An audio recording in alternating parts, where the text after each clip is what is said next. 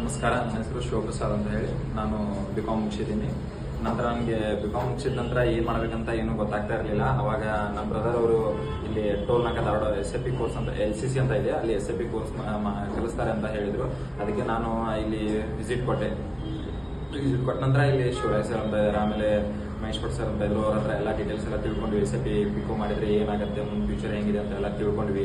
ಆದ ನಂತರ ನಾವು ಮತ್ತೆ ಮನೆಗೆ ಹೋಗಿ ಎಲ್ಲರೂ ವಿಚಾರಿಸಿದ ನಂತರ ಇಲ್ಲಿ ಅಡ್ಮಿಷನ್ ಮಾಡಿದ್ವಿ. ಅಡ್ಮಿಷನ್ ಆಯಿತು. ನಂತರ ನಮ್ದು ಸರ್ವಿಸ್ ಎಲ್ಲ ಚೆನ್ನಾಗಿ ಪ್ರೊವೈಡ್ ಮಾಡಿದ್ರು. ನಂತರ ನಮಗೆ ಬಸು ಸರ್ ಅಂತ ಇದ್ರು, ಆಮೇಲೆ ಮಂಜು ಸರ್, ಅಶ್ವಿನಿ ಅಕ್ಕ ಅಂತ ಇದ್ರು. ಅವರೆಲ್ಲ ನಮಗೆ SAP BCom ತುಂಬ ಚೆನ್ನಾಗಿ ಹೇಳ್ಕೊಟ್ರು.